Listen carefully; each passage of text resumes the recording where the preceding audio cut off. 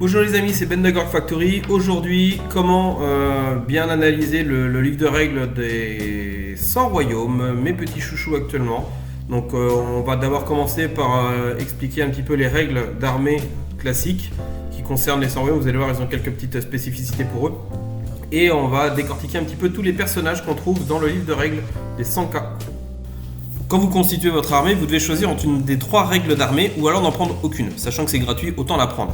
Donc vous avez les anciens combattants, l'exercice implacable ou alors l'alliance dynastique.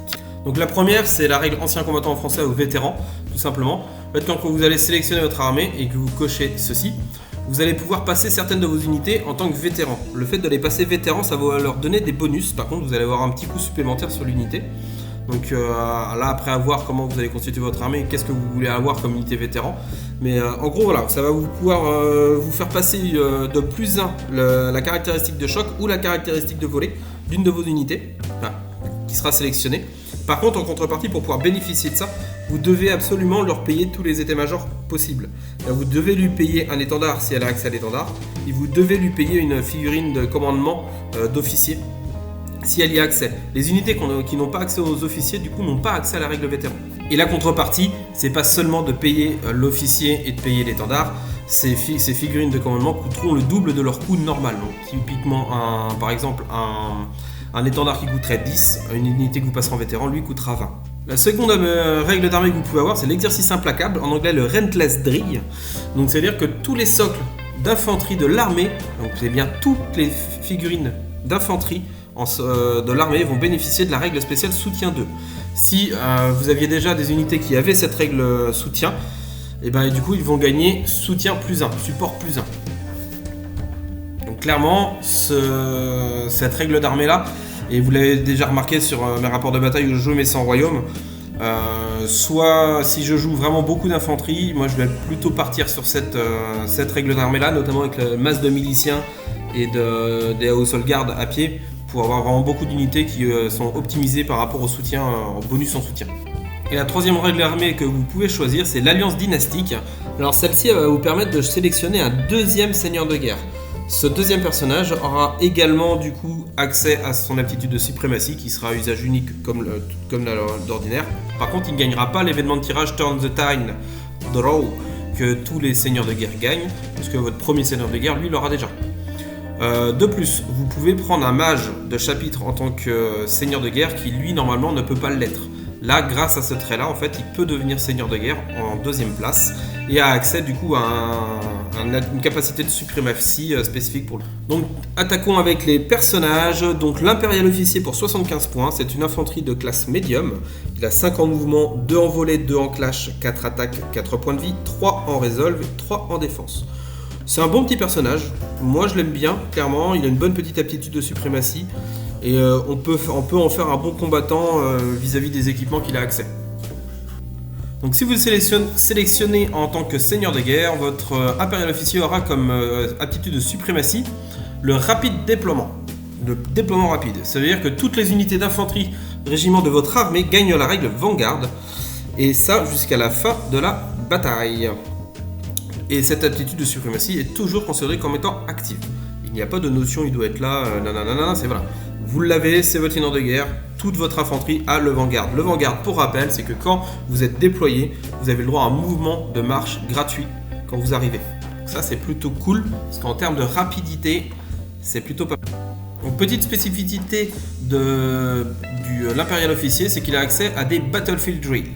Les battlefield drills, il a le droit d'en prendre 2, ça va lui donner des événements de tirage et il va pouvoir résoudre les 2 à chaque fois que vous allez tirer sa carte. Et ça, c'est gratuit. Donc ça, c'est plutôt cool. Donc il a le choix entre le drill 1, 2, 3 ou 4, sachant qu'il en prend 2. Donc vous pouvez avoir le 1 qui va vous donner le bastion 1. Le régiment, donc c'est bien bastion 1, c'est pas bastion plus 1, donc ce n'est pas cumulable avec par exemple une unité qui aurait le season vétéran qui donne aussi bastion 1. Vous ne pourrez pas cumuler les deux. Le Battlefield 2 qui va vous donner le double time. Le Battlefield 3 qui va vous donner le Fire and Advance. Le Fire and Advance, vous allez pouvoir tirer avec une unité de tir et puis rebouger gratuitement. Le double time fera aussi que vous pouvez faire une marche gratuite. Et le dernier, c'est le Murderous Volley Draw événement. Événement qui va faire que si vous tirez à moins de 12 pouces sur votre adversaire et que vous avez fait une action de visée, vous pourrez lui causer des tests de morale après les pertes subies. Donc il y a des petits trucs sympas à faire avec lui. Je vous disais, on peut en faire un bon combattant, mais on peut faire aussi un bon perso de soutien. On va revenir dessus un petit peu après par rapport à comment on va l'équiper, les différentes optiques de jeu pour lui. Alors qu'est-ce qu'on peut faire avec ce petit bonhomme? Alors plusieurs choses. Moi je le vois, il y a 3 possibilités. La première, c'est un perso low cost, vous le mettez tout nu, clairement à poil, restez dans une unité de tireur, dans une unité légère, donc clairement de tireur, qui va rester en retrait et vous tenir un objectif parce que pour rappel il est de classe médium et il vous permet du coup de prendre les objectifs. Donc ça peut être sympa pour passer une petite unité d'arbalétrier par exemple, ou alors une unité de 3 miliciens de base, vous mettez lui dedans et bing, vous pouvez prendre un objet en restant chez vous. Donc ça c'est une solution. Autre solution, on le met toujours dans un pack de tireurs. Par contre là on va vouloir qu'il fasse quelque chose. Donc là une petite composition, on le monte à 120 points avec des petits équipements. Dans le Heirloom qu'il a accès, il a accès à différents équipements, dont l'équipement qui s'appelle The Kiss Farewell. The Kiss Farewell fait que votre personnage va gagner la règle barrage 3 à 18 pouces et la règle Deadly Shot. Deadly Shot, pour rappel, quand votre adversaire fait des 6, il va perdre 2 points de vie au lieu de 1 contre les jets de défense qu'il va faire contre ses tirs. À ça, vous lui rajoutez en maîtrise la règle Marksmanship, ça c'est une règle qu'on retrouve dans pas mal de livres d'armée, qui va donner la règle barrage plus 2 à votre figurine, ou alors barrage 3 à 20 pouces s'il ne l'avait pas. Là, vu qu'il va déjà l'avoir, il va gagner la règle barrage plus 2. Donc là, on a un petit personnage pour 120 points qui va envoyer 5 tirs à 18 pouces, à voler 2, alors que voler 2. Maintenant, vous le mettez dans des arbalétriers, et ça peut faire la blague. Vous lui mettez les bonnes règles de Battlefield qui font bien, par exemple le Fire and Advance, comme ça vous pouvez faire un tir, et après derrière, vous pouvez viser, tirer, et derrière vous pourrez bouger avec votre unité pour vous reculer. Donc ça c'est plutôt cool.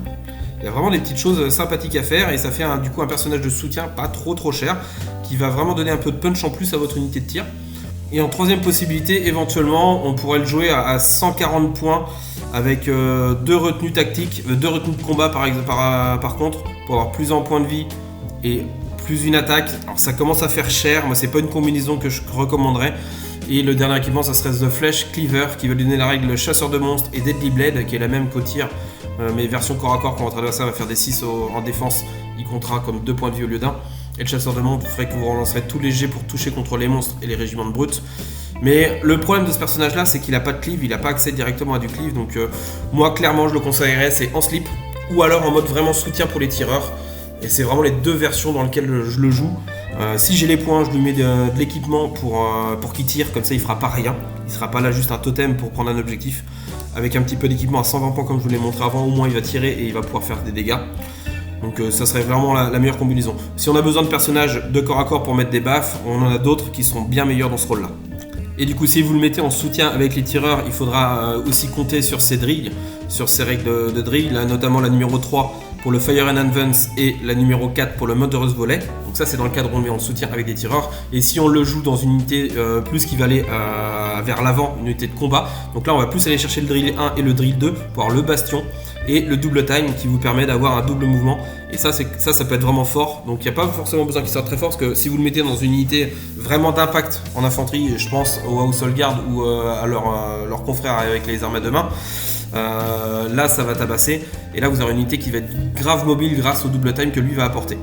Du coup dans cette combinaison là vraiment corps à corps, le seul équipement que je vous conseillerais de lui prendre c'est l'armure d'Indomitus qui est clairement un incontournable pour un personnage qui va aller au combat parce que cette petite armure va tout simplement annihiler le cleave et la règle smite du régiment qui va être en face et qui sera au contact du personnage.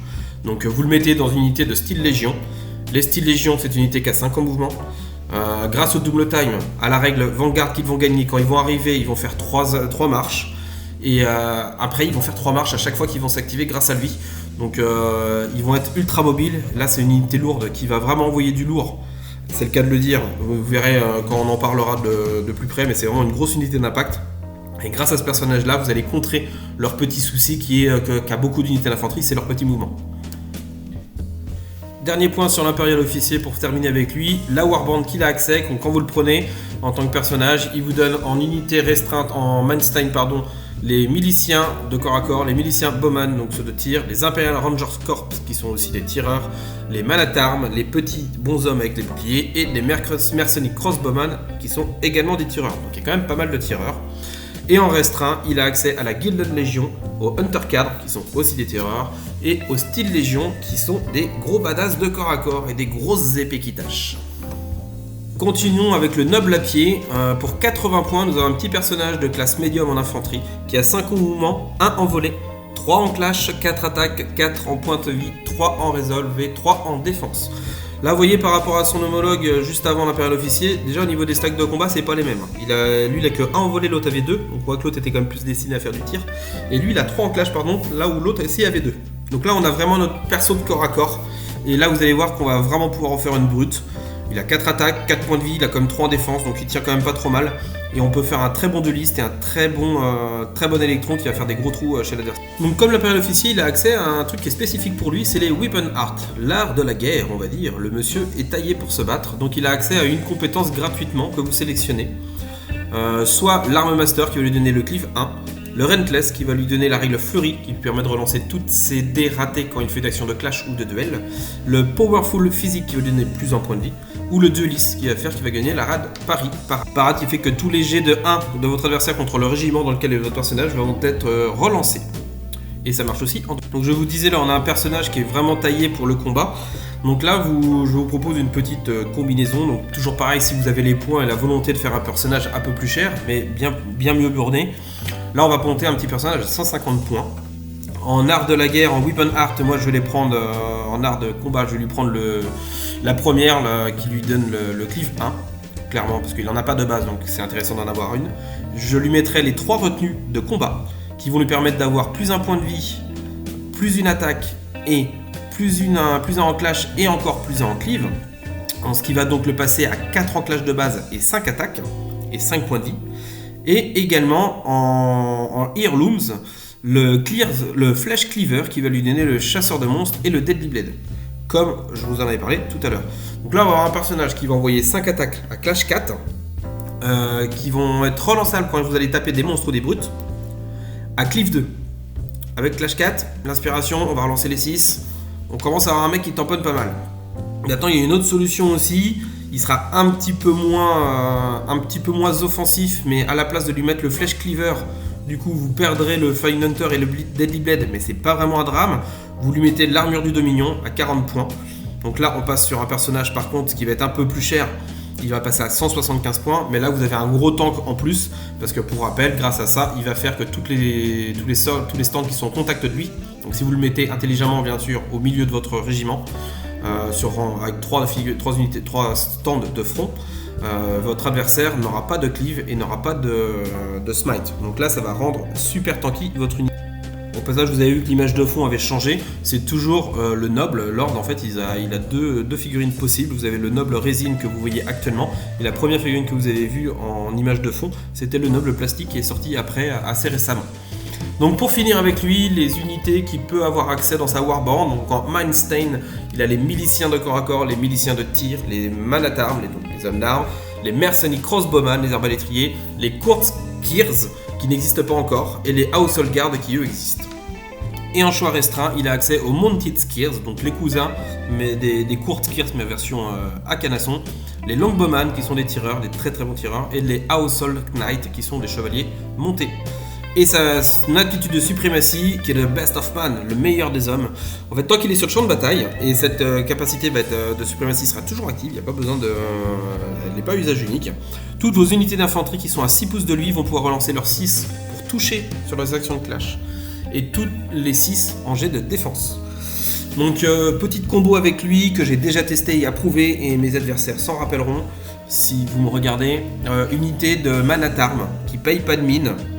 Vous le mettez dedans avec l'armure d'un Domitus qui fait que votre adversaire va perdre sa règle de cleave. Les hommes d'armes sont des mecs qui ont que 2 en défense de base. Avec le bouclier, ils passent à 3. Vous pouvez les passer à 4 grâce à la règle bastion, l'événement de tirage. Ils peuvent l'avoir via une figurine de commandement. Donc vous avez une unité qui a 4 en défense et qui va relancer les 6. Comment dire, quand le mec en face n'a pas de cleave, ça tank à peu près tout. Moi, sur une partie où j'ai géré 2 grosses unités, dont une abomination et des grosses brutes de chez les Spears. J'ai perdu leur nom, mais vous voyez bien qui je parle. Les incarnes sentinelles, voilà, ça me revient. C'est horrible parce que vous avez 4 en défense relançable les 6 et vous pouvez pas déprécier leur défense tant que vous êtes au contact du noble. Donc c'est compliqué à descendre. Continuons avec les personnages de corps à corps avec le noble, mais cette fois monté, sa version à cheval pour un coût de 110 points. Donc là il est bien évidemment de type cavalerie de classe médium. Il va avoir 7 en mouvement, 1 en volée, 3 en clash, 5 attaques, 5 points de vie, 3 en resolve et 3 en défense. Donc vous voyez les grosso modo les mêmes caractéristiques que son homologue à pied, mais avec forcément le mouvement du cheval et plus d'attaque et plus de points de vie. Il est monté, donc il a un peu plus de punch. Donc en règle spéciale, il va avoir le brutal impact 2, l'impact 3 et le bouclier. Donc au final, il a quand même 4 en défense pour les attaques venant de front puisqu'il a un bouclier. Donc quand il va le charger, il va mettre 3 G de touche à 3 clash et moins 2 en armure, en défense à votre adversaire grâce au brutal impact 2. Donc ça commence à causer. C'est un bon petit canasson qui met des gros coups de boule quand il vous arrive dessus. Donc son aptitude de suprématie, si vous le sélectionnez en tant que seigneur de guerre, va être bien entendu une aptitude de suprématie qui va booster les canassons. Donc tant que ce personnage est sur le champ de bataille, dès qu'il arrive sur le champ de bataille, tous les régiments de Household Knight, uniquement eux, pas les autres cavaliers, ils vont gagner la règle spéciale impact plus 1 et relancer les jets de touche de 6 lors de la résolution des touches d'impact. Cette capacité de suprématie est toujours considérée comme active. Donc tant qu'il est en vie, vous l'avez et qu'il est sur le champ de bataille, la suprématie fonctionne. Ce qui veut dire qu'il va bien booster vos canassons. Donc clairement à mettre en tant que général si vous allez sur une armée un peu plus axée cavalerie pour bien entendu optimiser son aptitude de suprématie. Concernant sa warband, en Mainstain à l'habitude milicien bowman, man-at-arms, Macronic crossbowman, mounted skirt et household guard. Et en restreint les longbowman et les household knight. Clairement si vous prenez ce personnage là de toute façon on va pouvoir s'orienter sur de la cavalerie. Maintenant, de toute façon, on va clairement s'orienter vers les Household Knight, d'autant plus si vous le mettez en tant que général. Vous avez vu son aptitude de suprématie, fait que vous allez jouer des Household Knight. 1, 2, 3 packs, au moins 1, ça c'est clair. Et en plus, qui sera boosté par votre général qui sera dedans. On y vient tout de suite. Qu'est-ce qu'il peut faire de beau pour les booster ? Donc si c'est votre général et que vous comptez le mettre dans une unité de Household Knight, clairement, moi je le jouerai à 145 points minimum. Avec en Weapon Art la Weapon Master qui va lui donner le cleave 1. Voilà, c'est clairement la plus intéressante parce que après le fleury peut être intéressant mais il n'a pas de cleave, donc le problème de la cavalerie c'est quand ça se fait enliser derrière c'est compliqué. Donc clairement moi je lui mettrais le Weapon Art pour avoir quand même un mec qui va avoir le cleave 1 parce que la cavalerie ne l'a pas. Il n'a pas de cleave en général, ils font beaucoup de dégâts sur l'impact mais c'est tout. Après ils s'enlisent et ils vont pas faire des masses de dégâts. Derrière vous lui payez en Heirlooms l'Orléfans Rohrart. Oh là là, c'est pas facile à dire ça. Je vais vous le tenter en français. Le rugissement d'éléphant, qui fait que ça va tout simplement donner la règle charge glorieuse à son unité. La charge glorieuse, là, ça va causer. Votre unité de Household Knight, du coup, parce qu'il sera dans le régiment, dans ce régiment-là, va avoir plus 1 à ses caractéristiques de clash et terrifiant 1 sur les attaques de charge. C'est-à-dire que vous allez avoir des charges en gros qui vont être inspirées à plus 1 en clash et terrifiant plus 1. Et là, ça commence à cogner. Le terrifiant plus 1, pour rappel, c'est que vous réduisez de 1 le moral de votre adversaire. Donc ça va commencer à tabasser. Rappelez-vous que si les seigneurs de guerre, sa suprématie fait que aussi il va faire relancer les 6 pour toucher sur les jets d'impact et qui va augmenter les touches d'impact de 1 de l'unité. Donc ça commence à vraiment tabasser dur. Pour finir avec les personnages de corps à corps, je vous présente le Mounted Priory Commander pour un coût de 110 points. Nous avons un personnage monté donc de type cavalerie qui va être lourd. Il va avoir 8 en mouvement, 1 en volée, donc c'est clairement pas un tireur. 4 en clash de base, 6 attaques, 6 points de vie, 4 en résolution et 4 en défense. Là, on n'est plus sur la même lignée. Il vaut le même prix que le noble monté. Par contre, il n'a pas du tout les mêmes stats. Après, il est lourd. Donc il va pas débloquer les mêmes unités, il va pas arriver au même moment, donc c'est aussi pour ça qu'il est au même coup, il va arriver un peu plus tard dans la bataille. Mais vous avez vu les stats purs déjà, c'est un gros bâcheur au corps. Alors, le Priori Commander, il fait partie des ordres, donc vous devez lui choisir un ordre. Là, je vais juste rester sur l'ordre qui est actuellement disponible. C'est l'ordre des Crimson Towers, que les autres n'existent pas encore pour l'instant, ne sont pas encore sortis en figurine. Donc il est en règle spéciale, l'impact 3, et le fait qu'il soit des Crimson, vous devez sélectionner en fait de quel ordre il va être, et son ordre fait qu'il va avoir Brutal Impact 2 et Terrifiant 1. Donc si vous le désignez comme votre seigneur de guerre, sa suprématie sera à usage unique, comme la plupart. Mais c'est vrai qu'on a pas mal de suprématies chez les 100 royaumes qui sont à usage permanent en fait, qui sont toujours actifs. Lui, c'est à usage unique, vous devez la déclarer. Quand vous allez l'activer, pendant le tour, toutes les unités de la Warband uniquement du Priori Commander vont gagner la règle Blessed. S'ils l'avaient déjà, en contrepartie, ils auront un autre petit bonus avec un bonus d'attaque. La règle Blessed, pour rappel, c'est que quand vous allez activer votre unité, vous allez pouvoir choisir soit relancer tous les jets pour toucher, ou soit relancer tous les jets de défense. Donc ça vous donne une polyvalence en termes soit d'attrition ou soit de défense en tankiness énorme. Par contre, ça va être sur un tour uniquement et seulement sur les 4 régiments maximum que vous pourrez lui rattacher. Donc sa Warband va pouvoir être composée donc, par rapport à son ordre, mais là on va se concentrer sur l'ordre de Crimson Towers. Donc Homenstein, il va avoir bien sûr ses ordres, sa cavalerie des Crimsons qui sont du coup de la troupe pour lui, et c'est de la cavalerie lourde, vous verrez quand on fera les troupes que ça envoie du lourd. Et en restreint, il a accès à tous les autres ordres. Alors, concernant le Priori monté, en termes d'équipement, il n'a pas accès à grand chose, il est monté donc il n'a pas accès aux retenues. Et après au niveau des équipements, il n'y a pas grand chose qu'il a accès parce que la plupart, vous avez la nécessité d'avoir une retenue pour pouvoir le débloquer l'équipement. Il y en a un seul qui est vraiment intéressant pour 10 points qui vous permet de donner -1 en clash de votre adversaire quand vous êtes en duel. Après c'est un personnage qui s'autosuffit à lui-même quand vous voyez les stats purs qu'il a. On a quand même un perso qui a 4 en clash, qui a 6 attaques, qui va quand il va charger, il va mettre 3 impacts à Brutal Impact 2, Terrifiant 1. Donc bon, le pépère il rigole pas quand même, il a un bon tanking avec son 4 en défense de base. Clairement, il a une bonne mobilité, 8, voilà, donc il s'autosuffit pour 110 points, voire 120 si vous lui mettez la petite maîtrise pour les duels. Mais franchement, il s'autosuffit et puis de toute façon, c'est ses potes dans lesquels il va être qui vont faire le taf. Donc fini de parler baston, parlons un peu magie avec le premier magot du livre de règles des 100k, c'est le Tist Prêtre. Pour 90 points, on a un petit personnage d'infanterie de taille médium, de classe médium, qui va avoir 5 en mouvement, 1 en volée, 2 en clash, 4 attaques, 4 points de vie, 2 en resolve et 2 en défense. Alors c'est un prêtre, mais on voit quand même qu'il a quand même 2 en clash et 4 attaques, donc il envoie quand même quelques patates. Et en règle spéciale, il a quand même le Clivin, le Dévot, le Fearless et le Prêtre 5.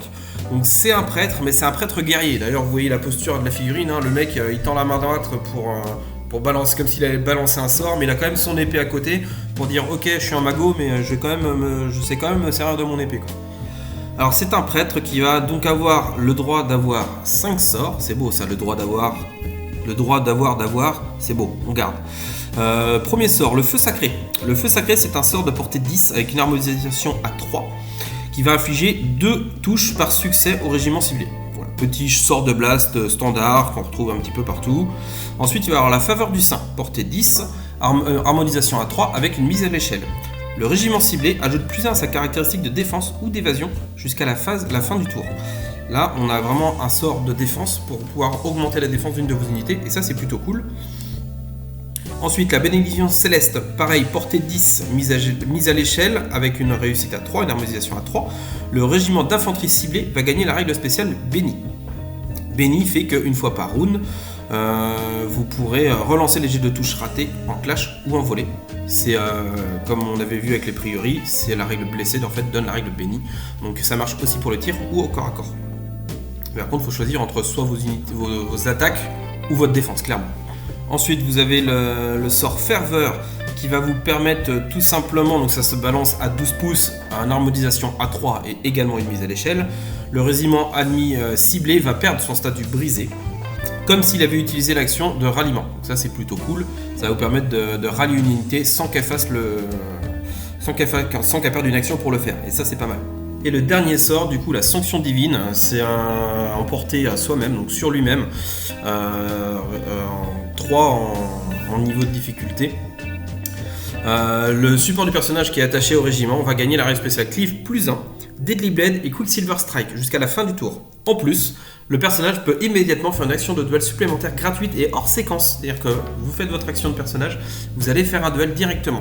Et vous allez gagner la règle surtout qui vous permet de one-shot le personnage en face en fait sans prendre de dégâts. parce que le Quicksilver Strike vous permet pour rappel de résoudre votre attaque avant votre adversaire en duel. Ce qui fait que potentiellement vous pouvez le tuer avant. Avec le Deadly Blade, vous allez faire 2 dégâts s'il fait des 6 en défense. Donc ça commence à faire mal. Plus le plus 1 en clash, en plus 1 en cleave, votre mec a déjà cleave 1. Donc il y a moyen de faire des bonnes blagues. Donc en Warband, par contre, le petit prêtre, il n'a pas accès à grand chose. Il a juste accès à des unités Mindstein, donc les Sicarii qui n'existent pas encore en figurine, les miliciens et les miliciens Bowman. Donc c'est ce que beaucoup de joueurs lui reprochent, et c'est des retours que j'ai vus en fait un petit peu sur les différents réseaux. C'est ce qui est souvent reproché aux prêtres, en fait. Les joueurs le boudent un petit peu, j'ai l'impression, par rapport aux unités. Alors c'est vrai qu'à Conquest, c'est important de prendre en compte, quand on prend un personnage, de ce qu'on peut lui mettre comme unité dans sa Warband. Et là, c'est vrai qu'on est restreint aux miliciens, actuellement, de corps à corps ou de tir. Maintenant, au vu de ces sorts, il y a quand même moyen de faire des bonnes blagues. Parce que bon, il y a quand même les miliciens qui sont pas oufissimes quand on voit par rapport aux autres unités. Voilà, je relativise parce que moi j'adore les miliciens et vous verrez quand on va attaquer leurs règles qu'ils sont pas si mal que ça. Maintenant, voilà, si on le met en opposition à d'autres unités, il y a bien mieux dans le livre d'armée, il n'y a pas photo. Maintenant, avec ces sorts, il y a moyen d'en faire des trucs sympathiques. Donc, et les équipements qu'on peut mettre au prêtre, il y a des possibilités. Et rien ne vous empêche de prendre juste une petite unité de 3 de base pas chère, par exemple de miliciens Bowman, de mettre le prêtre dedans, et puis après de switcher, et puis d'aller dans une autre unité. Si vous voulez booster une autre unité, vous l'envoyez autre part. Maintenant, il a pas mal de sorts qui sont à distance. Donc vous le mettez dans une petite... Moi, je le mettrais comme ça. Dans une petite unité de tireur. Et vous allez buffer vos unités qui sont devant. Voilà, une petite... Et pour ce faire, du coup, au niveau équipement, donc il a accès aux suites. Donc clairement, on va lui mettre plutôt l'envoyer sur des suites magiques. Si on veut faire un bon prêtre, on peut lui mettre un prêtre plus 1. On peut lui mettre réduire de 2 la mise à l'échelle. Compter toutes les unités de niveau 2, 2 effectifs de moins. On peut le faire aussi avec le tier 3, que quand il va lancer un dé raté, il va être transformé en réussite. On peut aussi lui mettre, via les maîtrises, différentes choses qui sont accessibles. Le Magus pour 30 points, qui va faire que la mise à l'échelle est réduite de 1. La lueur 2 fois, qui est un truc qui est spécifique au prêtre, qui va faire que tous les sorts qu'il a, il va pouvoir les balancer sur n'importe quelle unité de la table à partir du moment qu'ils ont la règle dévot. Donc ça, c'est plutôt pas mal. Il faut qu'ils soient apportés en ligne de vue, en ligne de vue, mais plus apportés, sa portée devient en fait illimitée à partir du moment qu'ils ont la règle dévot. Donc ça peut être pas mal. Donc voilà, il y a aussi la focalisation à moindre coût, si vous voulez, qui sont un petit peu moins chers pour vous permettre d'avoir un petit Magus un petit peu moins cher. Donc on a quand même pas mal de possibilités. Donc ça, après, c'est des choix. Il vaut 90, on peut le monter dans les 140, 150 si on l'équipe bien. C'est toujours pareil, c'est où est-ce qu'on veut mettre ses points et qu'est-ce qu'on veut en faire. Donc petite combo pour finir avec le prêtre, vous le mettez en retrait, vous le laissez dans une petite unité de tireur ou une unité de 3 miliciens, peu importe, et vous utilisez le sort feu sacré sur l'unité que vous voulez protéger qui sera devant lui. Pour rappel, ça va donner plus en défense. Donc rappelez-vous la petite combo que j'ai dit tout à l'heure avec une unité qui va monter à 4 en défense nativement, ou soit via un season vétéran pour avoir le bastion. Vous prenez une unité qui a 4 en défense, vous lui mettez ça lui fait une unité qui va avoir 5 en défense. Si vous êtes avec le noble lord qui a 6 pouces, qui est le général d'armée, il va faire que vous relancez les 6 en défense ratés. Donc vous allez avoir une unité qui va avoir 5 en défense et qui va relancer les 6. Autant dire que là, vous avez un tank qui est indésoudable. Et clairement, alors il faut que les planètes s'alignent, et que vous puissiez bien comboter ça dans le bon ordre, sans que votre adversaire puisse vous bloquer ou vous empêcher de le faire. Mais c'est quand même difficilement contrable, je trouve. Surtout que votre prêtre, il va être bien au chaud derrière. Vous pouvez vraiment avoir une unité qui va être indésoudable. Accessoirement, bien entendu, il peut être aussi seigneur de guerre et avoir une suprématie qui est l'esprit brille, qui va être à usage unique. Quand vous allez la déclarer, vous allez balancer tous les sorts. Le sort que vous allez balancer sur votre propre régiment, le régiment de votre prêtre, va s'appliquer à tous les régiments de la table qui ont la règle dévot. C'est juste énorme. Alors ça va durer qu'un tour, mais quand vous voyez les sorts que vous avez, par exemple le plus 1 en défense, donc vous allez pouvoir, si votre armée est construite. Alors moi j'ai une idée de liste là-dessus, quand on aura les unités, parce que pour l'instant il n'y a pas encore assez de figurines pour pouvoir le faire. J'ai une idée de liste là-dessus qui tournerait autour de cette suprématie sur un tour. Je pense que ça peut. Alors ça sera pas ultime, je pense, mais pour le fun, ça peut être marrant d'avoir une armée avec beaucoup d'unités qui ont la règle dévot pour optimiser cette suprématie là. Et lors d'un tour où là vous allez clairement foncer le clou, Donc il y a moyen de faire des choses rigolotes. Ça va pas être le truc de l'année, hein, clairement, mais je pense que ça peut être marrant et ça peut faire son petit effet. Pour finir avec le dernier personnage du livre d'armée, voici le Chapter Mage pour 80 points. Donc c'est une infanterie légère, 5 en mouvement, 3 en volée, 1 en clash, 3 attaques, 4 points de vie, 2 en résolve et 1 en défense. Donc là c'est une vraie magicienne, hein. C'est pas comme le prêtre avant qui était un prêtre guerrier, qui était un peu plus velu quand même au corps à corps. Là on voit bien, elle a vraiment des caractéristiques de magicien, de sorcière, hein. Elle a un bon tir quand même, malgré tout, vous verrez pourquoi. Elle fait du tir, donc elle est vraiment fragile, mais ça c'est normal. Donc concernant ses règles spéciales, elle a le barrage 4 à 18 pouces et c'est un wizard, un sorcier niveau 5. Donc voilà, 4 tirs à voler 3, donc c'est plutôt correct, hein, à 18 pouces de portée. Donc ce mage, c'est le seul mage qui ne peut pas être seigneur de guerre dans votre armée, sauf si vous prenez la dynastie qui vous permettra de la mettre en seigneur de guerre, mais en second seigneur de guerre, et auquel cas ça lui débloquera une aptitude de suprématie. Là en l'occurrence, on va passer à ses magiciens, c'est le cœur du sujet avec elle, hein. Donc elle a accès à 4 collèges de magie. Donc vous allez devoir choisir gratuitement soit le collège de l'eau, le collège du feu, le collège de la terre ou le collège de l'air. Donc le premier c'est le collège de l'eau, donc qui compose de 2 sorts. Donc le premier, les larmes de Ninoua.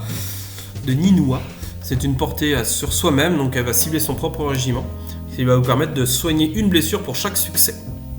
En plus, petit effet qui se coule, vous pourrez relancer jusqu'à la fin du tour les 6 en jet de morale. Le deuxième sort, le brouillard d'appel, c'est une portée sur soi-même, harmonisation à 3 avec une mise à l'échelle. En fait, vous allez vous bénir et maudire les adversaires qui vont vous prendre pour cible et diviser par 2 les tirs qu'ils vont vous faire que vous allez subir. Donc le second domaine, c'est l'école du feu, avec 2 sorts également. Le premier, le courage Kindle, c'est le régiment va ajouter +1 à sa caractéristique de résolution et gagne la règle spéciale inspirée jusqu'à la fin du tour. Donc ça c'est plutôt pas mal, hein. +1 en résolve on peut prendre, hein, on prend toujours.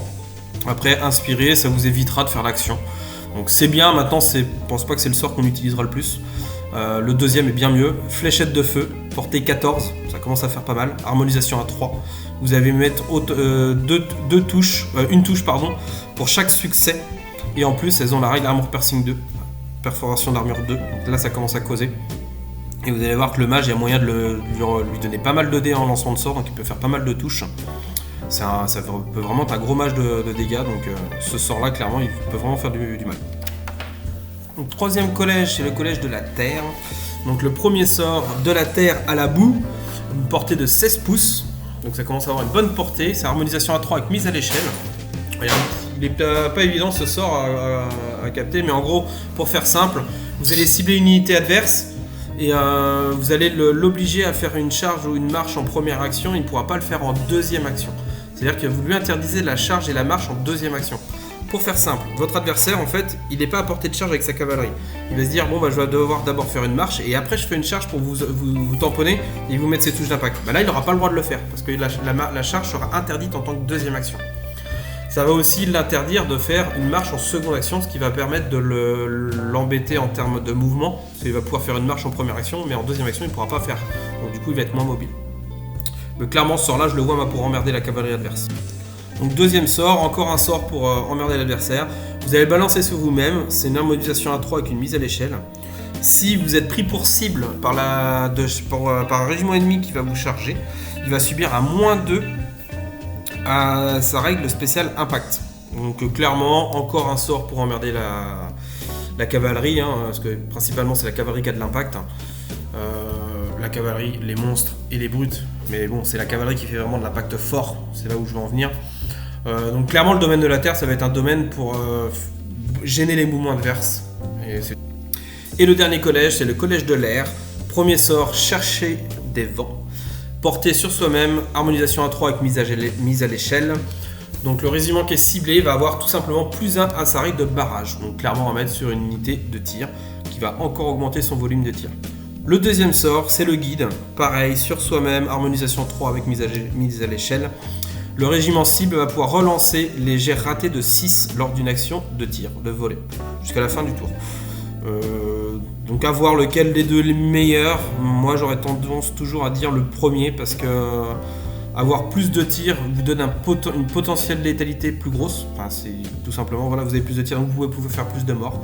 Donc, et puis jouer un petit peu sur la chatte. clairement. Après, si vous voulez fiabiliser, vous prenez clairement le deuxième sort et ça va fiabiliser vos tirs parce que vous aurez la relance du 6. Donc ça, après, c'est une optique impersonnelle. Donc concernant sa warband, en Mindslayer, les Man at Arms, les Mercenary Crossbowman et en restreint, les Court Skirts. Donc elle n'a pas accès à beaucoup d'unités. Elle a accès à des retenues, forcément, bien sûr, pas les retenues de combat. Et elle a accès à toutes les retenues arcaniques et les tactiques en restreint. Donc c'est-à-dire qu'elle n'en aura pas beaucoup. Et en maîtrise, le tactique et l'arcane, c'est normal, c'est pas une guerrière, c'est une sorcière, on l'a dit. Elle, de toute façon, clairement, elle tire. Donc moi, je la prendrais pour la jouer. Comme je la joue, c'est unité de Mercenary Crossbowman. Soit en slip à poil avec juste 3 mecs, histoire d'avoir le personnage et d'avoir des petits sorts par-ci par-là. Ou alors, on peut partir sur une optique beaucoup plus velue avec la... Donc mon optique concernant la mage, donc soit vous la jouez en slip comme je vous disais, sinon on peut la jouer bien burnée. Clairement, là la configuration que je vous la propose, elle est à 190 points avec l'œil d'Achillus en héritage. L'œil d'Achillus fait que vous gagnez l'événement de tirage, l'œil d'Achillus, tout simplement. C'est un événement de tirage qui fait qu'à chaque fois que vous l'avez activé, vous allez tirer sa carte. Tous les régiments amis à moins de 8 pouces d'aile vont pouvoir relancer les jets de touche de 6 lors des actions de volée. Donc là, on est clairement sur une combo de tir. Ensuite, moi, je lui prendrai le collège de l'air. Qui va permettre soit de donner plus 1 à votre barrage ou soit de relancer les 6. Vous avez compris, le relançage des 6, on s'en cogne puisqu'on va l'avoir via son œil d'Achillus, via son événement de tirage. Donc clairement, on va lancer le sort plus 1 barrage.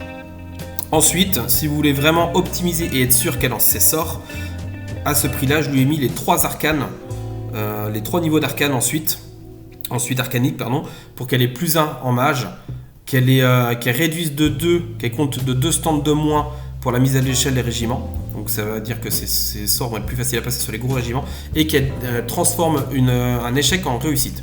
Alors là, c'est un peu mettre tous ses œufs dans le même panier et c'est pas forcément utile quand on l'utilise dans le domaine de l'eau. Clairement, sauf si vous allez avoir un régiment de 12 stands de tir où là, va falloir vous en avoir besoin. Maintenant, on le fera jamais. Donc clairement, on peut se passer des arcanes.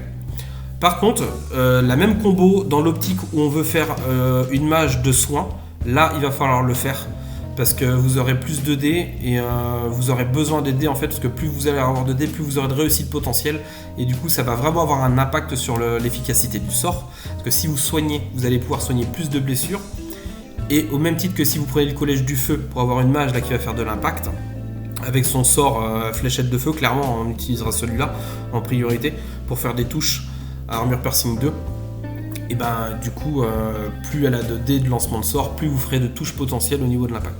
Donc elle est vraiment chère si on la prend dans son combo là. Je pense qu'on peut clairement se passer du niveau 3 et du niveau 2 parce qu'il n'y a pas besoin en soi, on peut s'en passer sachant qu'on lui met déjà la maîtrise du Magus qui lui permet de réduire de 1 la mise à l'échelle. Donc ça suffit, et encore que, en fonction de la combinaison, vous pourriez vous en passer également pour redescendre encore le coût de cette mage et la passer du coup seulement à 125 points. Donc je dirais que juste l'œil d'Achillus, collège de l'eau et arcane 1, ça suffit. L'arcane 1, ça permet comme de fiabiliser, d'avoir une aussi petite idée. Ça mange pas de pain. Et ça fait un mage à 120 points, 125 points, qui est déjà très correct. Maintenant, on va le monter à 155, voire 170, 190, si vous voulez aller sur un collège qui va avoir vraiment besoin de résultats et avoir besoin d'impact. Mais ça sera vraiment pas forcément nécessaire. Moi, perso, je la joue à 125, en général 125, 135 points en fonction de l'équipement. Et elle fait vraiment le taf. Et dans une unité de tireur, vous avez vraiment... Donc voici terminé la revue pour la première partie en tout cas concernant les 100 royaumes, donc qui était un peu plus longue forcément, parce qu'eux ils ont quand même pas mal de personnages et pas mal de petites règles spé. Donc beaucoup de leurs personnages, tous leurs personnages sont sortis, donc à part un ou deux. Donc vous voyez, des combattants, de la cavalerie, du magicien, il y a vraiment moyen de se faire plaisir. Et les 100 royaumes pour moi c'est vraiment une faction qui apporte beaucoup de diversité dans le jeu en fait, parce que c'est clairement l'armée qui a le plus d'entrées à l'heure actuelle. Jouable et qui, pour moi, à mon sens, sur les 7 factions existantes, c'est celle qui propose le plus de polyvalence en termes de liste d'armées. On y reviendra quand j'ai tiré des listes. Enfin, c'est pas parce que c'est une armée que je joue que j'aime bien, mais clairement, objectivement, quand vous voyez le nombre de tireurs qu'elle a accessible, vous pouvez vraiment avoir des unités, des listes axées sur le tir, vous pouvez avoir des listes axées sur l'infanterie, axées sur la masse, pas cher, axées sur de l'élite à pied, axées à de la cavalerie, la cavalerie légère, la cavalerie moyenne, la cavalerie lourde. On a vraiment beaucoup de facettes en fait. Alors oui, ils n'ont pas de monstres. C'est le seul problème entre guillemets qu'on pourra leur trouver, c'est qu'ils n'ont pas accès aux monstres. Maintenant, ils ont vraiment une très grosse polyvalence avec toutes les unités auxquelles ils ont accès. Donc pour moi, c'est une armée qui est vraiment très bien pour démarrer parce que vous pouvez aller dans tous les axes possibles imaginables du jeu via toute cette variété d'unités accessibles. Donc je vous dis à plus pour la partie 2 où on va commencer à attaquer les unités. Donc là clairement je pense qu'il y aura partie 2 et partie 3 parce qu'il y a beaucoup d'unités disponibles. Donc je pense que je scinderai en deux pour pas avoir des vidéos trop longues.